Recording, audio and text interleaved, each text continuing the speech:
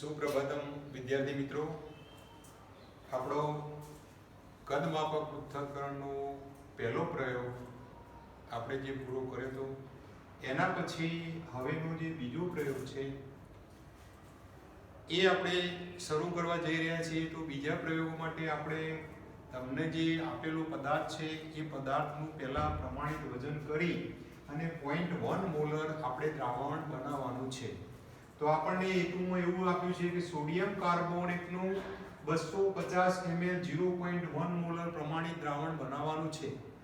તો આપણે પહેલા પ્રયોગમાં તમે હાજર જ હતા અને અમે જે તમને ભણાવ્યું હતું એ જ પ્રોસેસથી એ જ રીતે આપણે કામ કરવાનું છે.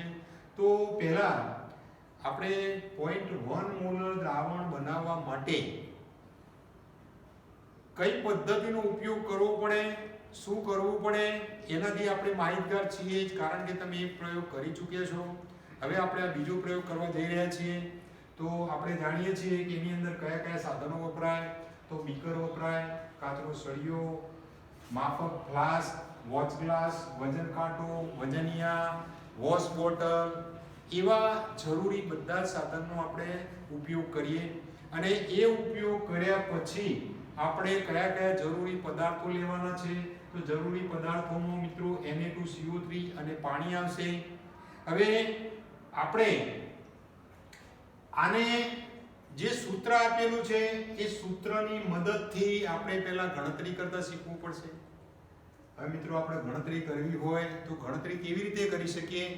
તો આપણે એ પણ જાણીએ છીએ કે કોઈ પણ પદાર્થ આપણને આપેલો હોય તો એ પદાર્થનું આણ્વીય દળ ગણતા આપણને આવડવું જોઈએ. અને મિત્રો આણ્વીય દળ ગણવા માટે એનો પરમાણુ ભાર અથવા તો પરમાણ્વીય દળ એની અંદર રહેલા જે તે તત્વનો આપણે જાણતા હોવા જોઈએ. પરીક્ષામાં કદાચ તમને એ આપેલો હોય તો સારી વસ્તુ છે, ના આપેલો હોય તો આપણે એ જાતે પણ ગણતરી કરવી પડે.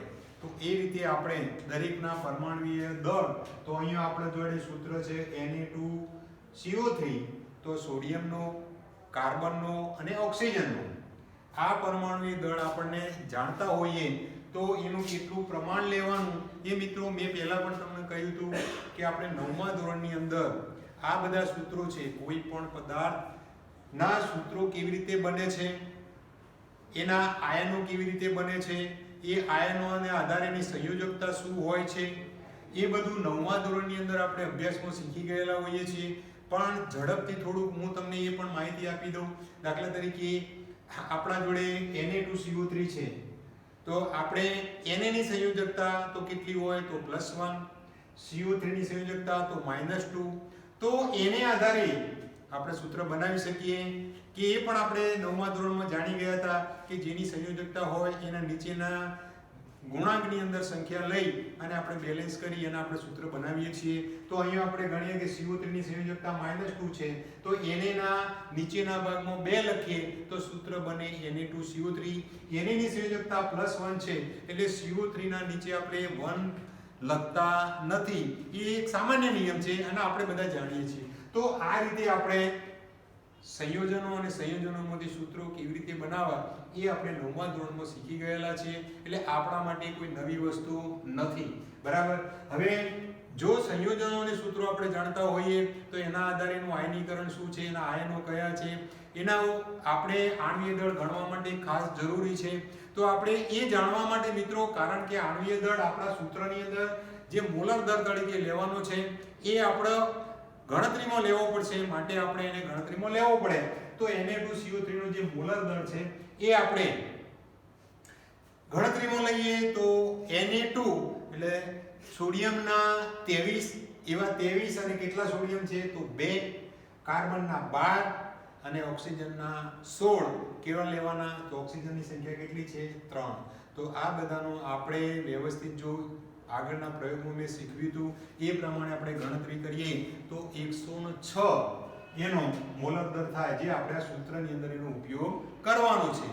હવે મિત્રો આપણા સૂત્રની અંદર ઉપયોગ કરવા માટે દરેક ડેટા કે ભાઈ કોનું વજન કરવાનું છે તો સોડિયમ કાર્બોનેટનું. હવે સોડિયમ કાર્બોનેટના સૂત્રના આધારે આપણે આ ડેટા બધા મેળવી લઈએ. તો જોઈએ તે આપણે વજનની અંદર સૂત્ર આપણને આવું આપેલું છે કે અહીં જો ગણતરીની અંદર આપણે જોઈએ તો નીચે દર્શાવેલા સૂત્રનો ઉપયોગ કરી પદાર્થનો જરૂરી જથ્થો આપણે ગ્રામમાં નક્કી કરી અને પ્રયોગ પદ્ધતિ પ્રમાણે એને આપણે પ્રમાણિત દ્રાવણ બનાવવું છે.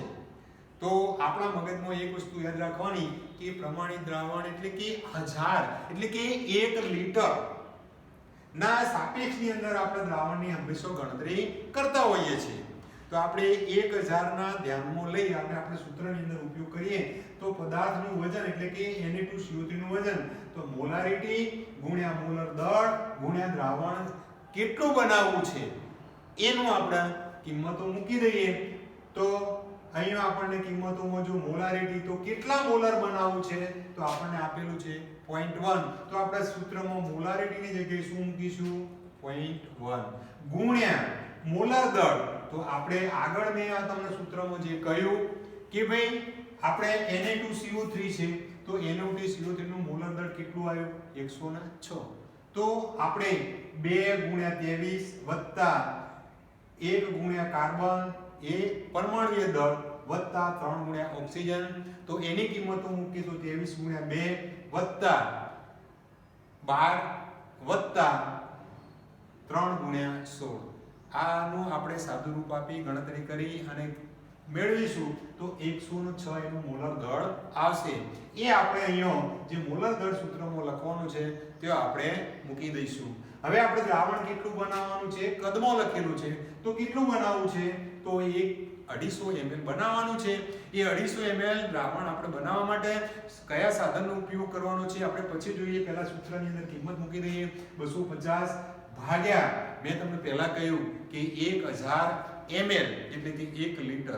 તો એને આપણે સૂત્રની અંદર 1000 આપણને આપેલા છે એ ભાગાકારમાં 1000 મૂકેલા છે અને આપણે એનું સાદું રૂપ આપીએ 0.1 ગુણ્યા 106 ગુણ્યા 250 ભાગ્યા 1000. એ આપણે આ રીતે ગણતરી કરીશું કે કેલ્ક્યુલેટરની તમે જોશો તો 0.1 ગુણ્યા આપણે લખીશું 0.1 ગુણ્યા 106 બરાબર 0.1 ગુણ્યા 106 ગુણ્યા 250 ભાગ્યા 1000. તો આપણને મળી જશે 202.65 ગ્રામ. તો એ આપણું અહીંયા વજન મળ્યું. આટલું વજન આપણે કોનું કરવાનું છે તો Na2CO3 નું વજન કરવાનું છે. હવે મિત્રો આ વજન આપણે કેવી રીતે કરવું બરાબર. પણ એ પહેલા આપણે વજન કરતા શીખીએ પહેલા આપણે બીજી આપણી શોર્ટ્સ જે ગણતરી સૂત્રની આપેલી છે એ સિવાયનું આપણે થોડું બીજી રીતનું આપણે થોડું પુનરાવર્તન કરી લઈએ. ગઈ વખત પણ મેં તમને આ બીજી રીત પણ શીખવી હતી તો આપણે આને બીજી રીતનું થોડું પુનરાવર્તન કરી લઈએ. અને આ રીત છે મિત્રો સાદી સરળ રીત છે કારણ કે આ સૂત્રનો ડેટા ધારો કે આપણને યાદ રહે ગણતરી કરવામાં મુશ્કેલી પડે એના કરતો આ સરળ સાદી રીત છે. તો આપણે મગજની અંદર મેં તમને કહ્યું એમ કે પહેલા આપણે નક્કી કરવાનું કે 1000 ml બરાબર 1000 ml 1 મોલર Na2CO3 નું આપણે 1 મોલર દ્રાવણ બનાવવું હોય ફરીથી કહું છું 1 મોલર Na2CO3 નું 1000 ml દ્રાવણ એટલે કે 1 લિટર દ્રાવણ બનાવવું હોય તો તેનું વજન કેટલું લેવું પડે તો એના મોલર દળ જેટલું. તો મોલર દળ કેટલો છે તો આપણે અહીંયા મૂકી દઈએ 106 ગ્રામ. આ સીધી સાદી એક વસ્તુ યાદ રાખજો કે મોલર દળની ગણતરી એ આપણે મેં તમને પહેલા કહ્યું એમ કે સૂત્રના કે જે 9મા ધોરણમાં આવતું હતું એની સાપેક્ષમાં આપણે ગણતરી પહેલા કરી લેવાની. એ ગણતરી આપણે ક્યાં બતાવવાની આવતી નથી. હા તમે એને રફ તરીકે ગમે તે પેજ ઉપર ગમે તે કરી શકો છો પણ એ ગણતરી આપણા આની અંદર પ્રયોગમાં જર્નલમાં કહેવાય પરીક્ષામાં પણ લખવાની આવતી નથી. પણ આપણા મગજમાં હોવું જોઈએ કે જે પદાર્થ આપેલો છે એ પદાર્થના સૂત્રના આધીન એનું મોલર દળ ગણવું પડે અને એ આપણને આવડવું જોઈએ.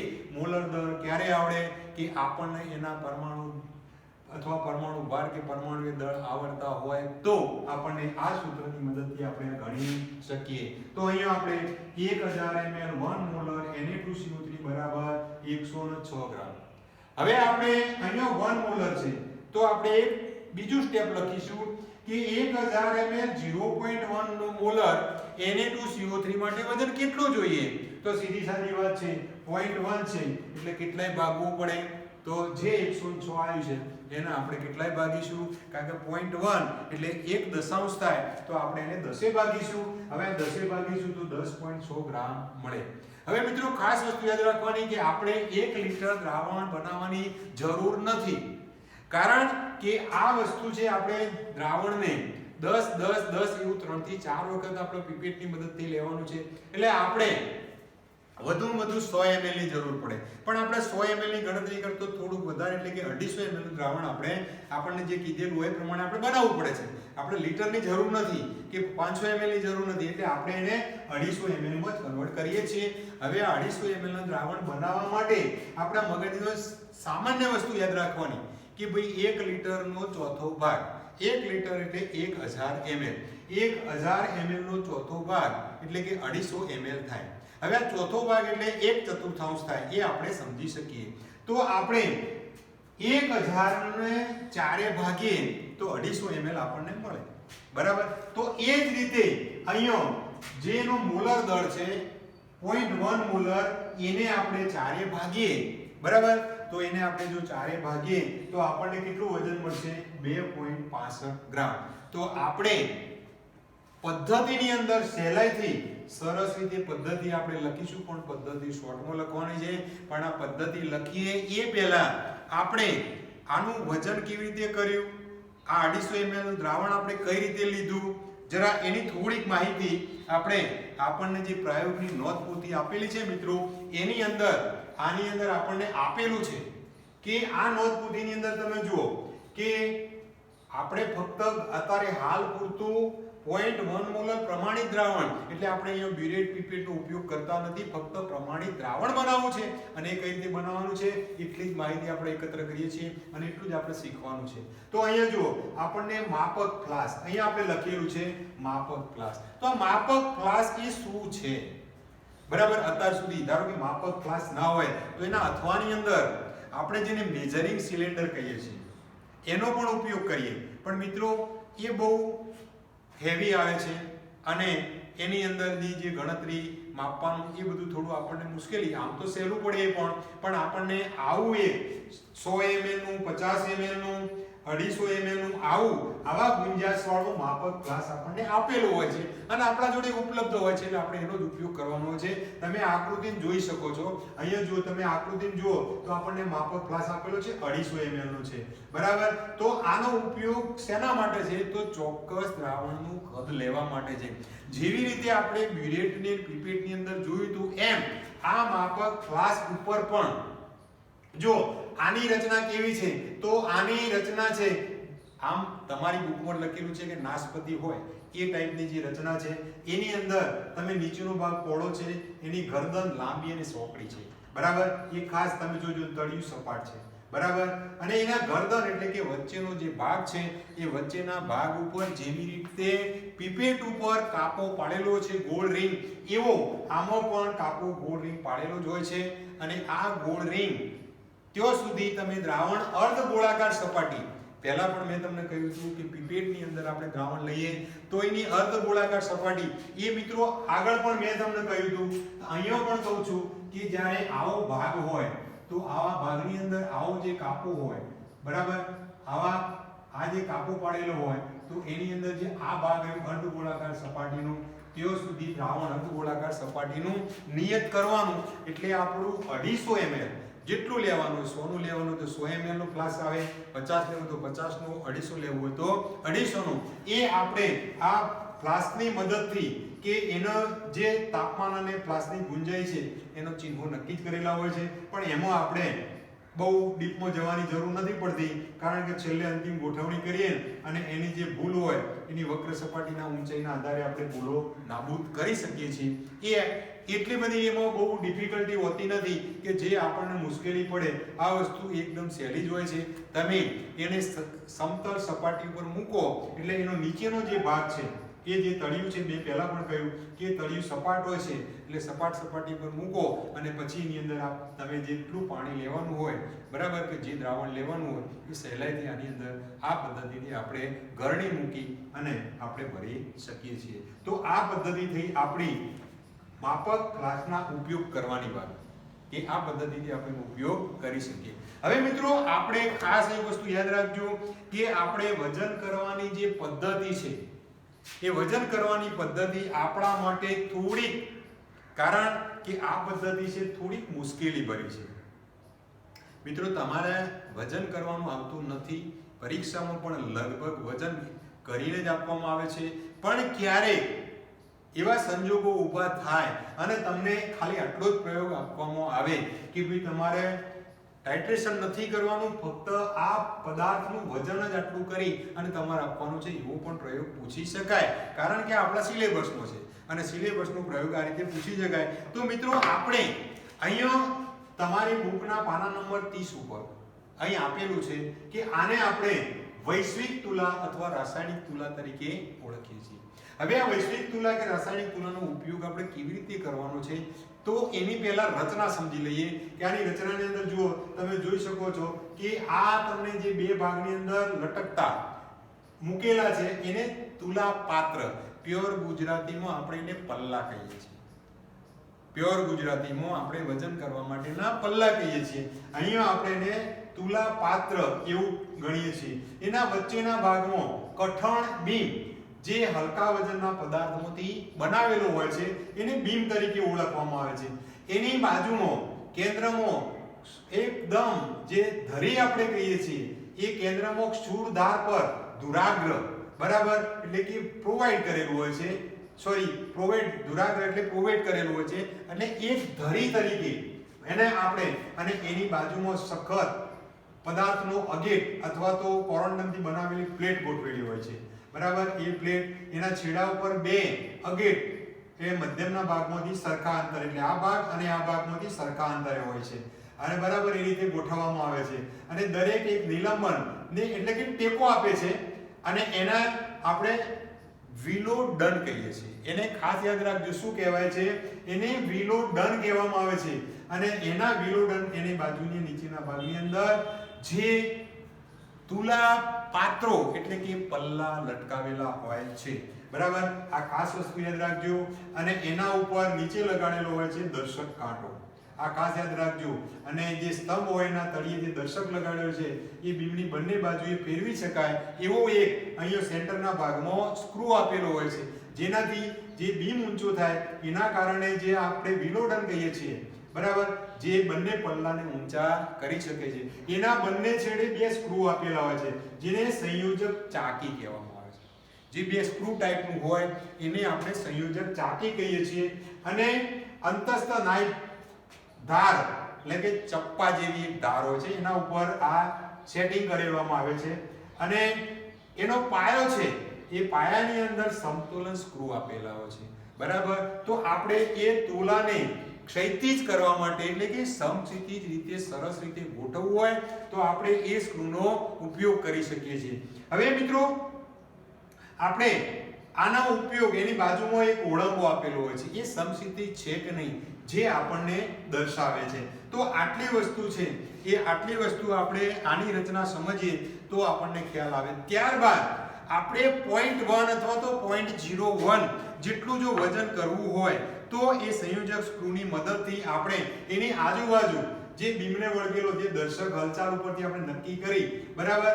અને આરોહી એટલે શું તો મિત્રો આરોહી એટલે એક પ્રકારનું રાઇડર આપણે જેને કહીએ છીએ જે વાયરનું બનેલું હોય છે.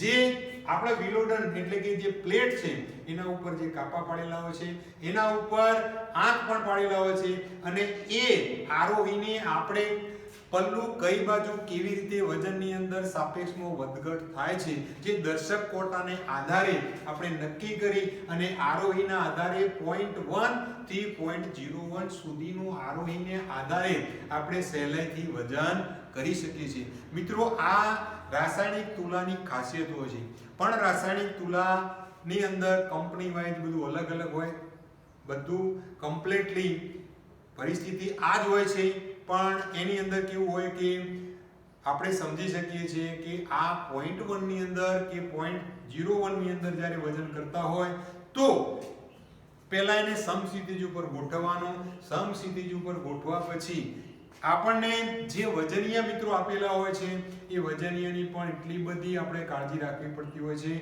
રાઇડર એટલે કે આરોહી સાથે. હવે મિત્રો એ પણ તમને બતાવું કે એની વજન પેટી કેવી હોય છે. તો જુઓ, વજન પેટીની અંદર આપણને ગ્રામમાં વજનીય આ રીતે આપેલા હોય છે અને કોપર અથવા નિકલમાંથી બનાવેલા હોય છે. એ આપણા સાદા આવા લોખંડના, જેને ગુજરાતીમાં આપણે વજનીય કે બાટ કહીએ એવું નથી હોતું. એ બહુ પરફેક્ટ બનાવેલા હોય છે અને જે ક્રોમિયમનું વિલોપન હોય કરેલું હોય અથવા ઘણી વખત ના પણ કરેલું હોય પણ મોટે ભાગે સારામાં સારી જો તુલા હોય તો આવી બધી કાળજી લેવામાં આવે છે. પણ ધારો કે આવી કાળજી લેવામાં ન આવે અને એમને સાદું બનાવેલું હોય તો વજનીય તો આપણને એ જ રીતે વજન, હવે મિલીગ્રામમાં વજનીય એલ્યુમિનિયમ, જર્મન સિલ્વર અથવા તો સ્ટેનલેસ સ્ટીલના પણ બનાવેલા હોય છે. અને આરઓઈ છે એ એક પ્રકારનું 10.0 mg વાળું એક ગૂંચળા જેવું જ હોય છે. અને રાઇડરનું એટલે કે મેં તમને કીધું એમ કે એ વજનવાળું એલ્યુમિનિયમ અથવા તો પ્લેટિનમમાંથી લૂપ એટલે ઓકળી ગણીએ એ રીતનું બનાવેલું હોય છે. અને જે સહેલાઈથી આપણું જે મેલોડન છે, પ્લેટ છે, એ પ્લેટ ઉપર આપણે ગોઠવી શકીએ છીએ. હવે મિત્રો આ વજનીયાની અંદર તમે જોઈ શકો છો કે આ જે વજનીયા છે એ આપણને આટલી વસ્તુ, આ A, B, C અને D, એ પણ આપણે જોઈ શકીએ છીએ કે આ એક વજનીયાનું એક બોક્સ છે. બરાબર. હવે આ વજનીયાનું જે બોક્સ છે એ વજનીયાનું બોક્સ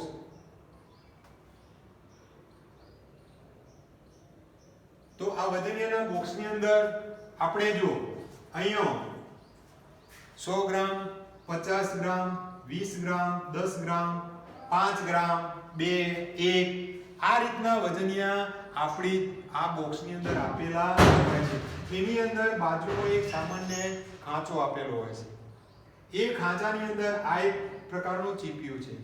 એ ચીપિયું આપણે નાના વજનીયા પલ્લામાં મૂકવા અથવા તો રાઇડર મૂકવા માટે આનો ઉપયોગ આપણે કરી શકીએ છીએ. એ સિવાય ગ્રામ સિવાય પછી મિલીગ્રામની વાત કરીએ તો મિલીગ્રામની મેળવવા માટે એક સામાન્ય નાની એક ડબ્બી હોય છે. એ હું તમને, આપણા જોડે આ વસ્તુ છે અને હું તમને અહીંયા બતાવું છું. જો આ એક આવું બોક્સ છે, બરાબર. તો આ બોક્સની અંદરથી આપણે આ રીતે ખોલીશું તો તમે જોઈ શકો છો કે એના ઉપર આવું એક સામાન્ય કવર છે, બરાબર. તો તમે જોઈ શકો છો કે આ એક વજન છે, બરાબર. તો આ વજનિયું તમે જોઈ શકો છો કે આ 100 ગ્રામનું છે, બરાબર. તો આ 100 ગ્રામ મેં તમને કહ્યું એમ 100 ગ્રામ, 50 ગ્રામ, પછી 20 ગ્રામ,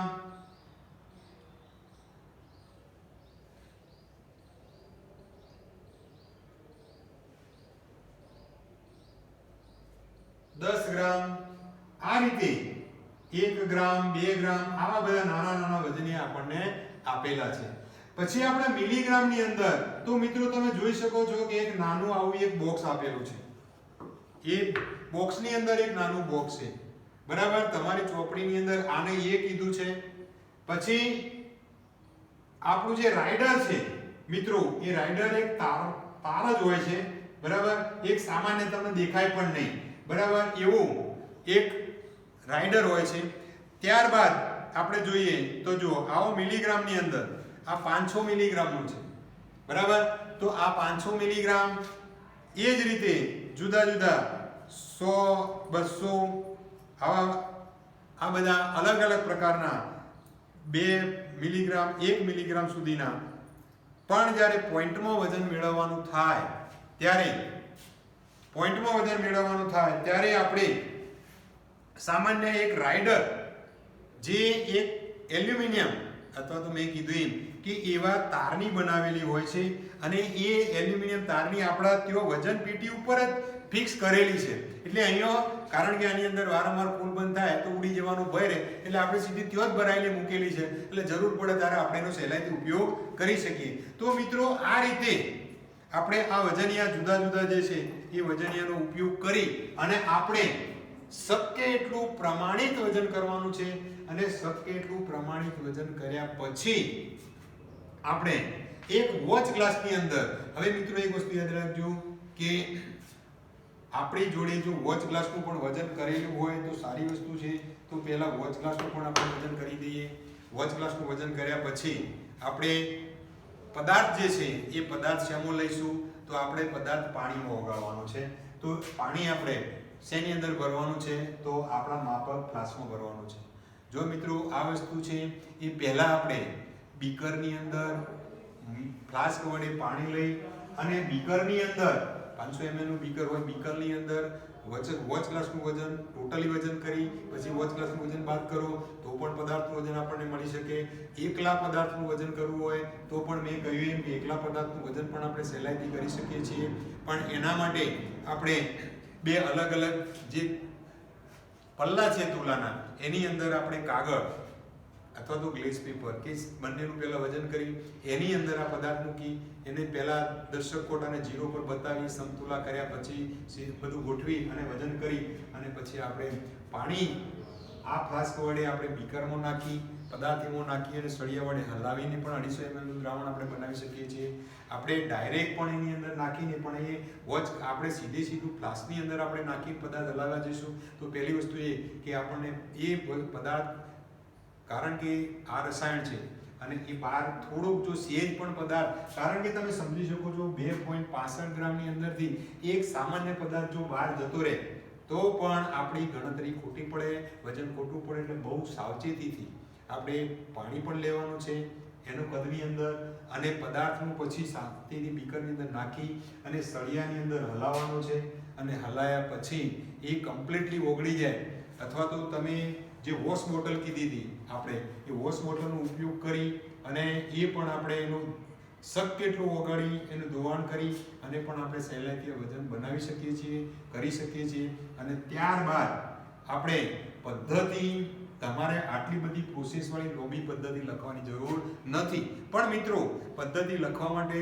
એટલી ખાસ કાળજી રાખવાની કારણ કે પદ્ધતિ પરીક્ષામાં શોર્ટમાં માંગવામાં આવે છે. આપણે જે આ બધી પ્રોસેસ કરી કે આમ કર્યું આ એવું નહીં. પદ્ધતિની અંદર આપણે સીધું લખવાનું કે આપણે આ સૂત્રનો ઉપયોગ કરી આપેલા પદાર્થનું જે વજન છે વજન કર્યું. વજન કરવા માટે એવું તમને કોઈ પૂછશે નહીં કે વજન કરવા માટે આપણે શું કર્યું એવી પદ્ધતિ નહીં માંગે. તો વજન કરવા માટે આપણે સીધી સરળ આ સૂત્રનો ઉપયોગ કરી પદાર્થનું વજન કરેલું છે એ પદાર્થનું વજન કર્યા પછી લખવાનું કે ભાઈ ભૌતિક તુલા અથવા તો જે રાસાયણિક તુલા છે એ રાસાયણિક તુલાનો ઉપયોગ કરી વજન કર્યું છે. વજન કર્યા પછી પ્રમાણિત દ્રાવણ માટે આપણે માપક ફ્લાસ્કનો ઉપયોગ કર્યો. આ માપક ફ્લાસ્કનો ઉપયોગ કર્યા પછી એને પાણીની અંદર આપણે સહેલાઈથી સળિયા વડે હલાવ્યું છે. સળિયા વડે હલાવ્યા બાદ આપણે આ ગણતરી પ્રમાણનો પદાર્થ નાખી હલાવી અને આપણું જે પદાર્થનું વજન છે એ વજન 2.65 ગ્રામ લઈ અને પછી એની અંદર આપણે આ રીતે તો તમારે આવી એક સામાન્ય નાની પદ્ધતિ લખવાની છે 4 થી 5 લીટીની. આપણે કઈ પદ્ધતિ માટે કે આપણે વજનિયા લીધા અને બહુ રાસાયણિક તુલામાં ગોઠવ્યું, પલ્લાનો દર્શક કાંટો નક્કી કર્યો, આપણે એની અંદર આ એ બધું કોઈ લખવાની જરૂર નહીં. આપણે સીધી એ સૂત્રના મદદનો ઉપયોગ કર્યો, ગણતરી કરી, પદાર્થનું જેટલું ગ્રામ વજન લેવાનું હતું વજન લીધું. વજન લીધા પછી આપણે પ્રમાણિત 250 ml નું દ્રાવણ માપક ગ્લાસ વડે લીધું, એક બીકરમાં કરી હલાવ્યું, વોચ ગ્લાસનું વજન કર્યું અથવા એમાંથી બાદ કર્યું. સામાન્ય સીધી પ્રોસેસ લખી અને આ પછી આપણે આ પ્રમાણિત દ્રાવણ 250 ml આ રીતે બનાવવાનું થાય. તો મિત્રો તમારે શાંતિથી આ રીતે કોઈ પણ આ તો એક વસ્તુ છે કે આપણને આવું એક નહીં કોઈ પણ પદાર્થ મેં તમને પહેલા પણ કહ્યું હતું કે કોઈ પણ પદાર્થ તમને આપવામાં આવે તો કોઈ પણ પદાર્થની ગણતરી કરવાની. ગણતરી કર્યા પછીનું વજન કરવાનું. મિત્રો ક્યારેક એવું પણ થાય કે તમને એટલું કહેવામાં આવે કારણ કે દરેક લેબોરેટરીની મર્યાદાઓ અલગ અલગ હોય છે. તમને એવું પણ કહેવામાં આવે કે તમે બે પાર્ટનરશિપની અંદર એક મિત્ર આનું વજન કરી આવો અને બીજું મિત્ર છે એ આનું દ્રાવણ પ્રમાણિત બનાવો તો એકને ગણતરી કરીને વજન કરવાનું થાય, બીજાને કારણ કે પરીક્ષા એ જુદી વસ્તુ છે, આપણી લેબની મર્યાદા એ જુદી વસ્તુ છે. કારણ કે અલગ અલગ વસ્તુના સાપેક્ષની અંદર આપણે ગણતરી કરવી પડે અને વસ્તુની સાપેક્ષની અંદર આપણે ગણતરી કરી અથવા તો જેટલા સાધનો હોય એ સાધનોની મર્યાદાની અંદર આપણે કામ કરવાનું થાય. તો આપણે એ રીતે આ કોઈ પણ પદાર્થ આપેલો હોય એ પદાર્થની આપણે ગણતરી કરવી પડે અને એ પ્રમાણે ગણતરી કર્યા પછી આપણે આ દ્રાવણ બનાવવાનું અને એ દ્રાવણ બનાવ્યા પછી આપણને બીજો એટલે કે આને લગતો બીજો પ્રયોગ પછી આપવામાં આવે કે તમારે આ દ્રાવણનો ઉપયોગ કરી અને એનું કદમાપક પૃથ્થકરણ કરવાનું છે. તો એ કદમાપક પૃથ્થકરણ કરવા માટે આપણે આગળનો પ્રયોગ પછી જોવો પડે. તો મિત્રો આપણે આજે આ વજન કરવાનું છે, પ્રમાણે દ્રાવણ બનાવવાનું છે, એટલા પૂરતું આપણે મર્યાદિત કરીએ છીએ. અને આ જે તમારા આટલું શીખ્યા પછી હવે આપણે જ્યારે બીજો પ્રયોગ મૂકીશું ત્યારે બીજા પ્રયોગની અંદર આપણે આ વજનની પ્રોસેસ તમને નહીં શીખવીએ, કારણ કે વજનની પ્રોસેસ તમે આજે શીખી લો છો.